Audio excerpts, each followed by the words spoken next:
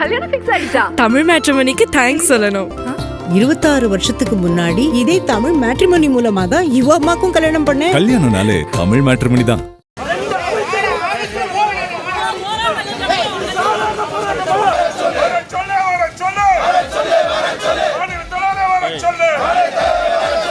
எங்களால எப்பொழுதும் பொதுமக்களுக்கோ இல்ல எங்களை நம்பி இருக்கவங்களுக்கு எந்த பிரச்சனையும் நடந்ததில்ல. பெண்கள் அப்படின்னு சொன்னாலே அபியூஸ் பண்ணணும்ன்றது ஒரு கலாச்சாரமா வச்சு விர்ச்சுவல் வாரியர்ஸ், இந்த voice of common Aadhav Arjuna அவர்கள் ஒரு ஆபீஸ் நடத்துறாரு. அங்க இருக்க விர்ச்சுவல் வாரியர்ஸ்னு விஜய் இன்ட்ரோடியூஸ் பண்ண அந்த டீம் தான். அப்ப நாட்டாளுற ஒரு நல்ல பையனை தேர்வு பண்ண வேணாமா? ரீவைண்ட் பண்ணி போட்டு பார்த்துருங்க, நான் பேசுறது அதுக்கு விடையெல்லாம் கிடைச்சிடும்.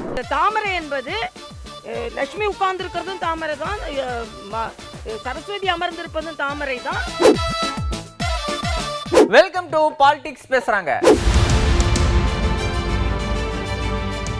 எப்பயும் நீங்க நல்லா தான் தேர்வு செய்வீங்க. உதாரணத்துக்கு ஒரு நல்ல பொண்ணுக்கு நல்ல பையனை பார்ப்பீங்க, நல்ல பையனுக்கு நல்ல பொண்ணை பார்ப்பீங்க. அதே மாதிரி நாட்டை ஆள்றதுக்கு ஒரு நல்ல பையனை தேர்வு பண்ண வேண்டாமா அப்படின்னு நாம் தமிழர் ஒருங்கிணைப்பாளர் சீமான் தேர்தல் பரப்புரையில கேட்டிருக்காரு. எல்லாரும் இங்க பேசுவாங்க, அவங்க பேச்ச கேளுங்க, உங்க மகன் பேச்சையும் கேளுங்க. யார் சொல்றது சரியா இருக்கு? எப்பவும் நீங்க நல்லதை தான் தெரிவு செய்ய. பையனுக்கு பொண்ணு போனா நல்ல பொண்ணு, பொண்ணுக்கு மாப்பிள்ளை பார்த்தா நல்ல பையன். அப்ப நாட்டை ஆள்றவங்கள ஒரு நல்ல பையனை தேர்வு பண்ண வேணாமா? காலங்காலமா அந்த நாசகார பயல்களையா குடிக்க வச்சு நம்ம அக்கா தங்கச்சி தாலியா இருக்கிறவன்ட்டே நாட்டை கொடுக்குற, இலவசம் கொடுத்து உன்னை ஏக்கிறவன்ட்ட கொடுக்குற, ஏமாத்த நினைக்கிறவன்ட்ட கொடுக்குற, இதையெல்லாம் மாத்த நினைக்கிற உன் மகன்கிட்ட ஒரு தடவை கொடுத்து பாரு. சீமான் பிரச்சாரம் அப்படின்னு ஒன்று இருந்தா அங்க சிங்கிங் ஒன்று இருக்கும். பொதுவாக அரசியல் கட்சிகள் கூட்டத்தில் பார்த்தீங்கன்னா பிரச்சாரம் நடந்தா அங்க தலைவர்கள் வர வரைக்கும் கூட்டத்தை தக்க வைக்கிறதுக்காக போரடிக்காம இருக்கணும் அப்படின்னு ஏதாவது பாடல் ஆடல் நிகழ்ச்சிகள் நடத்துவாங்க. ஆனா நாம் தமிழர் ஒருங்கிணைப்பாளர் சீமான் வராரு அப்படின்னா அவரே பாடுவாருன்னு இப்பெல்லாம் வெயிட் பண்ணி பார்க்க ஆரம்பிச்சிட்டாங்க. முக்கியமா அந்த போர்ஷன் எப்போ வரும் அப்படின்னு காத்திருந்து பார்த்துட்டு போறாங்க. போடுகிற ஓட்டை எல்லாம் என தொடங்கும் அந்த பாடல் இதோ. போடுகிற ஓட்டை எல்லாம் திருடனுக்கே தொடர்ந்து போட்டா நாட்டு நிலைமை என்ன ஆகும், நீயும் கொஞ்சம் எண்ணி பாரு. போடுகிற ஓட்டையெல்லாம் திருடனுக்கே தொடர்ந்து போட்டா நாட்டு நிலைமை என்ன ஆகும், நீயும் கொஞ்சம் எண்ணி பாரு. ஊழல் லஞ்சம் பெருத்து போச்சு, உண்மை நேர்மை செத்து போச்சு, மாண்பு மிக்க மக்கள் ஆட்சி மண்ணோடு மண்ணா போச்சு. ஊழல் லஞ்சம் பெருத்து போச்சு, உண்மை நேர்மை செத்து போச்சு, மாண்பு மிக்க மக்கள் ஆட்சி மண்ணோடு மண்ணா போச்சு. கேடு கெட்ட பண நாயகம் கேலி பண்ணி சிரிக்குதம்மா, பொறுப்பது பாவம்தானே, சகிப்பது சாபம்தானே, நல்ல ஆட்சி மலர்வதற்கு என்ன வழி கூறம்மா. இனிமே அவர் அமைச்சராக முடியாது, அவரும் சிஎம் ஆக முடியாது அப்படின்னு தாவேக ஆதவ அர்ஜுனா சொல்லியிருக்காரு. அதாவது அமைச்சர் சேகர்பாபுவையும் சிஎம் மு.க. ஸ்டாலினையும் இப்படி சொல்லியிருக்காரு. எதுக்கு தெரியுமா? முன் அனுமதி பெறாம தேர்தல் அலுவலகம் வச்சிருக்காங்க அப்படின்னு தேர்தல் அதிகாரிகள் அந்த அலுவலகத்தை காலி பண்ண சொன்னதா சொல்றாங்க. இதுக்கு திமுக தான் காரணம் அப்படின்னு டிவிகே ஆதவ அர்ஜுனா குற்றம் சாட்டியிருக்காரு. அவர் அமைச்சர் இல்லைன்னு சொல்லுங்க. நீங்க கண்டிப்பா வாழ்க்கை ஃபுல்லா எப்பயுமே அமைச்சர் ஆக முடியாது. முதலமைச்சர் பதவி போயிருச்சுன்னு சொல்லுங்க. இப்ப எலெக்ஷன் கமிஷன் என்ன சொல்றாங்களோ, என்ன நோட்டிபிகேஷன் இருக்கோ அதை ஃபாலோ பண்ணும். ஆர்ஓ தான் ஒவ்வொரு தொகுதியிலும் அத்தாரிட்டி. ஆர்ஓ மீறி முதலமைச்சருக்கும் சரி அமைச்சர்களும் சரி எந்த அதிகாரமும் கிடையாது. எம்எல்ஏக்கு அதிகாரம் கிடையாது. ஆனா ஒவ்வொரு தொகுதியிலையும் முக்கியமா தமிழக வெற்றி கழகம் இருக்கும் பாருங்க, எங்கெல்லாம் ஆபீஸ் போடுறாங்களோ பணிமனை போடுறாங்களோ அங்க உடனே வெக்கேட் பண்ண சொல்றது, உடனே அந்தந்த பத்திரத்துல பிரச்சனை இருக்குன்னு ஒரு பிரச்சனையை கிளப்புறது, ரெவன்யூ டிபார்ட்மெண்ட்ல விடுறது, ரிஜிஸ்ட்ரேஷன் டிபார்ட்மெண்ட் விடுறது, HRNC சொல்றது. 40 வருஷமா இருக்கிறாங்க. அப்ப பிரச்சனைனா கோர்ட்ல போய் ஆர்டர் வாங்கிட்டு வரணும் ஒருத்தர் வெக்கேட் பண்ண சொல்லணும். ஆனா அந்த ஓனர்ஸ வயசானவங்களும் பார்க்காம 85 வயசு இருக்க ஒரு பெண்களை மிரட்டுறது, ரவுடித்தனம் பண்றது, இதை பண்ணி எங்க ஆபீஸ் காலி பண்ண சொல்லியிருக்காங்க. ஒன்னும் இல்ல, எங்களால இங்க இருக்கக்கூடிய ஓனர்ஸ்க்கு எந்த பிரச்சனை இல்லாம நாங்க இந்த ஆபீஸ் விட்டு வெக்கேட் பண்றோம். ஆனால் இந்த அராஜகமும் இந்த ரவுடித்தனமும் கண்டிப்பா கண்டிக்கத்தக்கது. வில்லிவாக்கம் மட்டும் இல்ல, எல்லா தொகுதியிலுமே இந்த ஆபீஸை போட விடாம நிப்பாட்டுறாங்க திமுக காரங்க. அது அவங்க வந்து எங்களுடைய பிரச்சாரத்தை பார்த்து பயந்துட்டு இருக்காங்க. எங்களால எப்பொழுதும் பொதுமக்களுக்கோ இல்ல எங்களை வந்து நம்பியிருக்கவங்களுக்கு எந்த பிரச்சனையும் நடந்ததில்லை. கண்டிப்பா இதை கண்டிக்கத்தக்கது. இதை வந்து நாங்க வந்து மக்கள்கிட்ட வந்து நாங்க அதை அட்ரஸ் பண்ணுவோம். தாவேக்கால இருந்து விலகி திமுக சேர்ந்த நடிகை ரஞ்சனா நாச்சியாருக்கு தொடர்ந்து தாவேக்காவினர் சோசியல் மீடியால தொந்தரவு கொடுக்கறதா கமிஷனர் ஆபீஸ்ல வந்து கம்ப்ளைண்ட் பண்ணிருக்காங்க. தாவேக்கால இருந்து விலகினாலே அந்த பெண்களை விர்ச்சுவல் வாரியர்ஸ் அபியூஸ் பண்றதா வந்து கடுமையான குற்றச்சாட்டுகளை வச்சிருக்காங்க. எது நடந்தாலும் திமுக தான் காரணம் அப்படின்னு சொல்ற விஜய் இதை கண்டிச்சு ஒரு கண்டனம் கூட தெரிவிக்கல அப்படின்னு பேசியிருக்காங்க. வணக்கம். இன்னைக்கு சென்னை கமிஷனர் ஆஃபீஸில் புகார் அளிக்கிறதுக்காக வந்திருக்கேன். கடந்த வாரம் வந்து தாவேக்கால இருந்து வெளியேறி திமுகவில் இணைஞ்சிருக்கேன். தாவேக்காவில் இருந்து வெளியேறின நாள் முதல் தொடர்ந்து அபியூஸ் நடந்துட்டு இருக்கு. டிஜிட்டல் அபியூஸ், சோஷியல் மீடியாவில் அபியூஸ், ஆபாச வார்த்தைகளால் பேசுறது, நம்மளோட ஃபோட்டோஸை ஆஃப் பண்ணி போடுறது, அண்ட் நிறைய மிரட்டல்கள், வாய்ஸில் ஃபோன் பண்ணி நம்மளை மிரட்டல்கள் கொடுக்கறது, இது மாதிரி நிறைய இது ப்ரூஃபோட இன்னைக்கு நான் எல்லா கமிஷனர் ஆஃபீஸில் நான் ப்ரொவைட் பண்ணுறேன். எல்லாருமே இந்த விஷயம் பண்ணுறது வந்து விர்ச்சுவல் வாரியர்ஸ், இந்த வாய்ஸ் ஆஃப் காமன் ஆதவர்ஜுனா அவர்கள் வந்து ஒரு ஆஃபீஸ் நடத்துகிறார். அங்கே இருக்க விர்ச்சுவல் வாரியர்ஸ்னு விஜய் இன்ட்ரடியூஸ் பண்ண அந்த டீம் தான். ஒவ்வொருத்தருமே எந்தவித ஒரு பயமும் இல்லாமல் விஜய் அவர்களோட ஃபோட்டோவோட, அந்த கட்சி கொடியோட, எல்லாரும் பண்றவங்க எல்லாருமே விஜய் அவர்களோட போட்டோ இல்ல அந்த கட்சிக்கான சிம்பல் ஏதோ ஒரு இது கூட இல்லாம அவங்க கிடையாது. எல்லா கம்ப்ளைண்ட்லயுமே பாத்தீங்கன்னா அவங்க எல்லாருமே விஜயோட போட்டோஸ் வச்சிருக்காங்க, அவங்க கட்சிக்கான சிம்பல் வச்சிருக்காங்க. இது எல்லாத்தையுமே நான் காட்டுறேன். இவங்க எல்லாம் கட்சியோட பிளாக வச்சே பண்றாங்க. இந்த மாதிரி பர்சன்ஸை யாருமே இது வரைக்கும் கண்டிச்சு கட்சியோட நிர்வாகிகள் இல்ல டிவிகேவோட சீஃப் விஜய் அவர்கள் வந்து கண்டிச்சோ கண்டனம் தெரிவிச்சோ இல்ல பார்ட்டிக்கும் இவங்களுக்கும் சம்பந்தம் இல்லைன்னோ எந்தவித கம்ப்ளைண்ட்டும் இது வரைக்கும் ரைஸ் பண்ணல. என்டிஏ கூட்டணியில, அதாவது அதிமுக தலைமையிலான தமிழ்நாடு என்டிஏ கூட்டணியில பாஜகவோட தாமரை சின்னத்துல 5 தொகுதிகளுக்கு வந்து போட்டி போட இருக்கும் தமிழ் மாநில காங்கிரஸ் கட்சியுடைய தலைவர் ஜி.கே. வாசன் வேட்பாளர்கள் பட்டியலை வெளியிட்டிருக்காரு. ஆனா கரெக்டா பகல் 12 மணிக்கு தான் வெளியிடுவேன் அப்படின்னு சொல்லியிருக்காரு. சரியாக 12:12க்கு நான் அறிவிப்பேன். இது என்னடா 12 அப்படின்னு உங்களுக்கு ஒரு டவுட் வரும். அது ஒரு சென்டிமெண்ட். ஆமா, எல்லா கட்சிக்கும் ஒரு சென்டிமெண்ட், எங்களுக்கு ஒரு சென்டிமெண்ட். அந்த சென்டிமெண்ட்டை நாங்க ஃபாலோ பண்றோம். 2021 அதிமுக கூட்டணியில் இருக்கும்போது ரெட்டலை சின்னத்துல வந்து போட்டி போட்ட நீங்க இப்பயும் அதிமுக கூட்டணியில் தானே இருக்கீங்க, இருந்தாலும் ஏன் வந்து பாஜகவோட தாமரை சின்னத்துல போட்டி போடுறீங்க அப்படின்னு ஒரு கேள்வி வந்திருக்கு. அதுக்கு ஈஸியா சிம்பிளா புரியுற மாதிரி பெருசா கொஞ்சம் மூளையை கசக்கி புரிஞ்சுக்காத மாதிரி சின்னதா பெரிய நீளமான ஒரு எக்ஸ்பிளைன் கொடுத்திருக்காரு.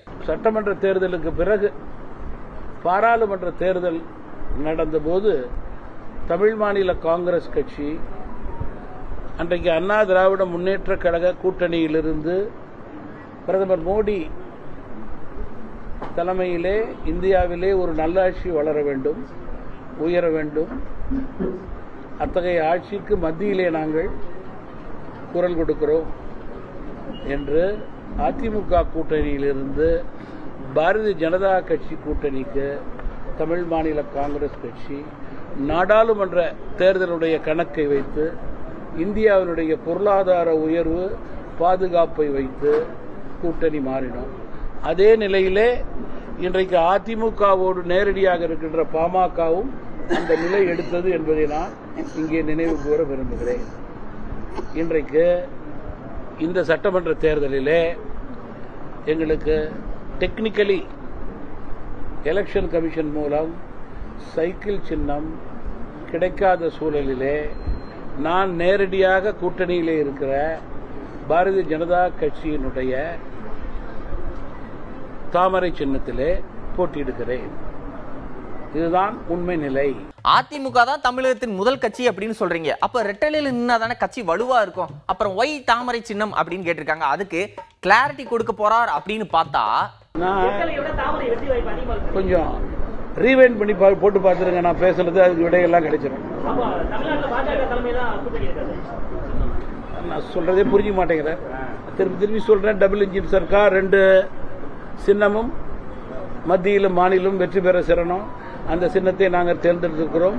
பிஜேபியில கூட்டணியில இருக்கிறேன் என்று சொல்லுவோம். ஒரு முறை சொன்னதை ரீவைண்ட் பண்ணி போட்டு பார்த்து இப்படி சொல்லியிருக்காரு. இதுக்காக நம்ம திரும்பி ரிப்ளை எல்லாம் பண்ண போறதில்ல. அவர் சொன்ன மாதிரி நீங்களும் ரீவைண்ட் பண்ணி பாருங்க.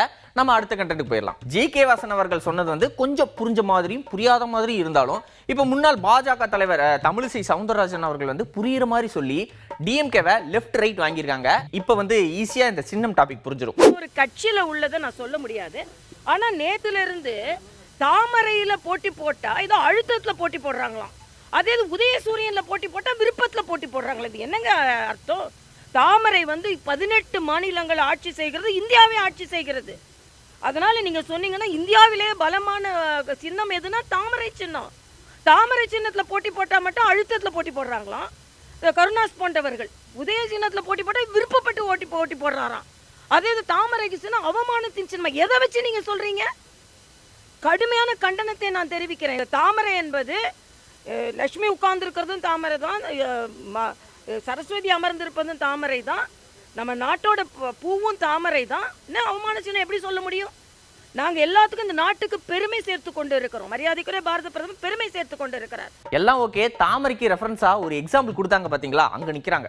எங்களை பார்த்து நீங்க பலவீனமா இருக்கீங்க, மெதுவா இருக்கீங்க, இப்படி எல்லாம் வந்து சொன்னாங்க. ஆனா நாங்க இதெல்லாம் வந்து பண்ணி ஃபாஸ்டா போய்கிட்டு இருக்கோம், நீங்களும் தான் இருக்கீங்களே அப்படின்னு திமுக கூட்டணியை விமர்சனம் பண்ணியிருக்காங்க தமிழிசை சவுந்தரராஜன். கூட்டணியை முழுமையாக நிம்மதியாக அவர்களால் செயலாற்ற முடியாது. புதுச்சேரியில் அவங்களால சரியாக கொண்டு போக முடியல. எங்களை பார்த்து நீங்கள் வந்து பலவீனமாக இருக்கீங்க, மெதுவாக இருக்கீங்க அப்படிலாம் சொல்லி கொண்டு இருந்தார்கள். ஆனால் நாங்கள் கூட்டணி பேச்சுவார்த்தை நடத்தி முடித்து எத்தனை இடங்கள் என்பதை நிறைவு செய்து எந்தெந்த இடங்களில் யார் போட்டி போடுகிறார்கள் என்பதை நாங்கள் நிறைவு செய்து விட்டோம். அதனால் நிச்சயமாக நாங்கள் வெற்றி பெறப் போகிறோம். மக்கள் எங்கள் பக்கத்தில் இருக்கிறார்கள். அதனால் திமுக நிச்சயமாக தோல்வியோடு தான் தழுவப் போகிறது என்பது எனது கருத்து. திமுக கூட்டணியில என்னதான் குழப்பம்? இடதுசாரி கட்சிகள் வெளிப்படையாவே தங்களுடைய அதிருப்தியை வெளிப்படுத்தியிருக்காங்க. இருந்தும் கூட்டணி தொகுதிகள் வேட்பாளர்கள் ஃபைனல் பண்ணாம இருக்கிறது ஏன் அப்படின்னு கூட்டணியில என்னதான் சிக்கல் அப்படின்னு விளக்கம் சொல்லியிருக்காரு திமுக எம்எல்ஏ எழிலன். அடிப்படையிலே வந்து சமூக வலைத்தளம் வந்து ஒரு எல்லாரோட தனி மனிதர் கருத்துக்களும் கொடுக்குற ஒரு தளம். அதுவே அந்த கட்சியின் பிரதான குரலாக ஏற்றுக்கிறத வந்து ஒரு பார்வையாக பார்க்கணும். நம்ம நின்று கொண்டு இருக்கிறது அண்ணா அறிவாலயம் ஹெட் குவார்ட்டர்ஸ் பேசுகிறோம். சுமூகமாக அனைத்து கூட்டணி கட்சி தலைவர்களும் தமிழ்நாட்டு முதல்வர் அமைக்கும் வியூகத்துக்கு வந்து முழுமையாக ஒத்துழைப்பு கொடுக்கறதான விஷயம்தான் ஒவ்வொரு நாளும் வந்து கையெழுத்து போட்டு பண்ணுற விஷயங்கள் பார்த்துருக்கலாம். நீங்கள் அதிருப்தின்னு சொல்கிறீங்க. ஆனால் நல்ல ஒரு பலமான கூட்டணியை வந்து காங்கிரஸை கையாண்ட விதமும், தேமுதிக கையாண்ட விதமும், விடுதலை சிறுத்தைகள் கையாண்ட விதமும், இடதுசாரி தோழர்கள் வந்து கையாண்ட விதமும் அனைவரும் மகிழ்ச்சியாக ஒப்புக்கொண்டு தான் கையெழுத்து போட்டிருக்காங்க. அனைவரும் தெளிவாக இருக்காங்க. ஏன்னா இது ஒரு கொள்கைக்கு அடிப்படையில் கூட்டணி.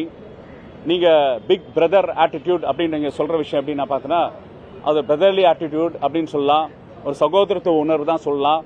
அந்த சகோதரத்துவ உணர்வு அடிப்படையில் மதவாத சக்திகள் எக்காரணம் கொண்டும் தமிழ்நாட்டில் மறைமுகமாகவும் நேரடியாகவும் ஊன்றக்கூடாது என்ற தெளிவு வந்து அனைத்து கூட்டணி கட்சிக்கு தலைவர் இருக்கு. இணைந்து வெற்றி வாகை சூடுவதற்கான தளம் அமைக்கிற விஷயங்கள் இருக்கும். ஒரு தேர்தல் அரசியல் கூட்டணி நடக்கும் போது பல வகை விவாதங்கள் வரும். அது வந்து ஜனநாயகம். ஒருத்தங்களும் உங்க கருத்தை தெரிவிப்பாங்க, அவங்களோட விருப்பத்தை தெரிவிப்பாங்க. அது தலைமை வந்து அக்செப்ட் பண்ணி உள்வாங்கி அவங்களோட கோரிக்கைகளை ஏற்று ஒரு கன்சென்சஸ் அரைவிங் எக்ஸசைஸ் தான் கூட்டணி. அந்த கன்சென்சஸ் அரைவிங் எக்ஸசைஸ்ல தமிழ்நாட்டு முதல்வர் தான் தமிழ்நாட்டோட அரசியல் வரலாறுலேயே நீண்டதோறு ஒரு கூட்டணியை வந்து கட்டுக்கோப்பாக வைத்திருக்கிறார். நீங்க 2019 இந்த கூட்டணி உருவான தளம். கூட்டணிக்கு ஆள்கள் உள்ள வந்திருக்காங்க தவிர யாரும் கூட்டணி விட்டு வெளியேறதுக்கான தன்மை இல்லை. நீங்க கூட்டணியிலிருந்து யாருமே வெளியே போல அப்படின்னு சொல்றீங்க. ஆனா தமிழக வாழ்வுரிமை கட்சி வேல்முருகன் வெளியே போயிருக்காரு. அதே மாதிரி தனியரசு வெளியே போயிருக்காரு.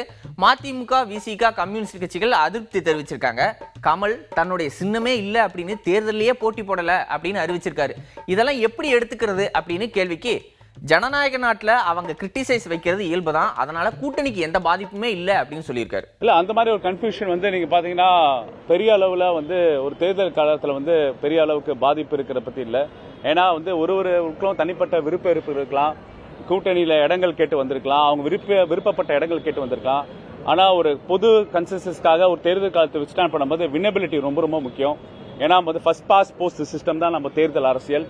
யார் வந்து பிரதான 117 இடங்கள் பெற்று ஆட்சியை பிடிக்கிறதுக்கான விஷயங்களுக்காக கூட்டணியோட தர்மமும் அடிப்படை. அந்த கூட்டணி தர்மத்துக்காக அனைத்து கழக உடன்பிறர்களும் சேர்ந்து வேலை பார்க்குற தருணம் இருக்கு. அவங்களோட விமர்சனங்களும் அவங்களோட கோரிக்கைகளும் அவங்களோட கிரிட்டிசிசம் வந்து ஒரு ஜனநாயக நாட்டில் வைக்கிறது இயல்பு தான். ஆனால் அது எந்த விதத்தில் அந்த கூட்டணியோட கட்டுக்கோப்பான கூட்டணியோட டிஸ்டர்பன்ஸை வந்து எதுவும் டிஸ்டர்ப் பண்ணாது தான் அடிப்படை. குழப்பம் இல்லை. தெளிவாக இன்னைக்கு ஒருத்தரையும் அவங்க கையெழுத்து போட்டு சைன் போட்டு கூட்டணி கட்சியில் தேர்தல் காலத்தில் போனதுக்கப்புறம் நீங்கள் சொல்கிற அந்த சிறு சின்ன இருக்கிற விமர்சனங்கள் எல்லாமே தளர்ந்து எல்லாரும் தேர்தல் காலத்தில் வந்து வேலை செய்ய ஆரம்பிச்சிடுவாங்க. பொதுவாக பாஜக எதை கேட்டாலும் மாநில தலைமை தான் முடிவு பண்ணும் அப்படின்னு அந்த கட்சி நிர்வாகிகள் சொல்லுவாங்க. முன்னாள் மாநில தலைவர் அண்ணாமலையை கேட்டாலும் எதுவாக இருந்தாலும் தலைவர் முடிவு பண்ணுவார் அப்படின்னு சொல்லுவார். ஆனால் அண்ணாமலைக்கு கோவை பகுதியில் சீட்டு கொடுக்கப்படுறதா சொன்னாங்க. ஆனால் அந்த பக்கம் அதிமுக நிற்கிறதா அறிவிச்சிருக்காங்க. அப்போ அண்ணாமலைக்கு சீட் இல்லையா அப்படின்னு கேட்டதுக்கு அதுக்கும் எங்கள் தலைமை தான் முடிவு பண்ணும் அப்படின்னு தமிழ்நாடு பாஜக தலைவர் நயினார் நாகேந்திரன் சொல்லியிருக்காரு. அது அதிமுக சில தொகுதி உங்களுக்கு தந்திருக்காங்க கொங்கு மண்டலத்தில் இருந்து. ஆனால் மதிப்புக்குரிய திரு அண்ணாமலை அவர்கள் தேர்தல் நிற்பது குறித்து தலைமை முடிவு செய்யும். இப்ப கன்னியாகுமரியில 5 தொகுதி பிஜேபிக்கு ஒதுக்கப்பட்டது அப்படின்னு அதிமுக தொண்டர்கள் போராட்டம் பண்ண மாதிரி பழனி தொகுதியை வந்து பிஜேபிக்கு தான் கொடுக்கணும் அப்படின்னு கோவில்ல உடைக்க வேண்டிய தேங்காவை வச்சு கட்சி ஆபீஸுக்கு முன்னாடி உடைச்சு ஆர்ப்பாட்டம் பண்ணியிருக்காங்க பழனி பாஜக நிர்வாகிகள்.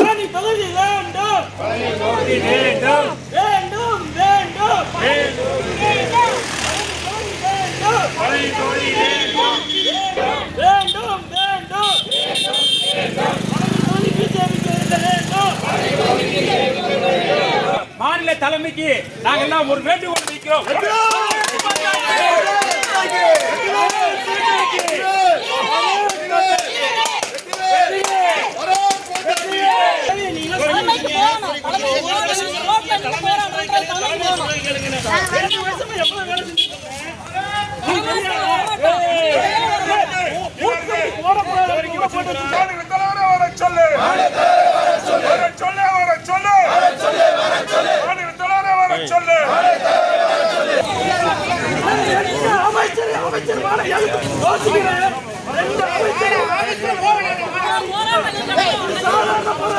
இன்னைக்கு மாதிரியே நாளைக்கும் யாரெல்லாம் அரசியல் பேசியிருக்காங்க, அதாவது பாலிடிக்ஸ் பேசியிருக்காங்க அப்படிங்கிறத அடுத்த எபிசோட்ல பார்க்கலாம். அதுவரை நன்றி, வணக்கம்.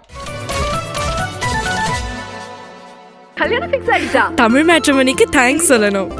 26 வருஷத்துக்கு முன்னாடி இதே தமிழ் மேட்ரிமோனி மூலமா தான் இவ அம்மாக்கும் கல்யாணம் பண்ணேன். கல்யாணம்னாலே தமிழ் மேட்ரிமோனி தான்.